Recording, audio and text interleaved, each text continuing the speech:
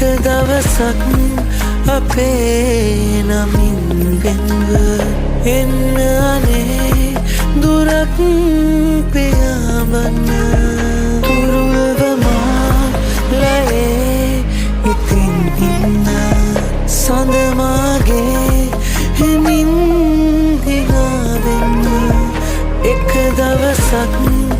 අපේ නමින් වෙන්ව එන්න අනේ දුරක් පියාඹන්න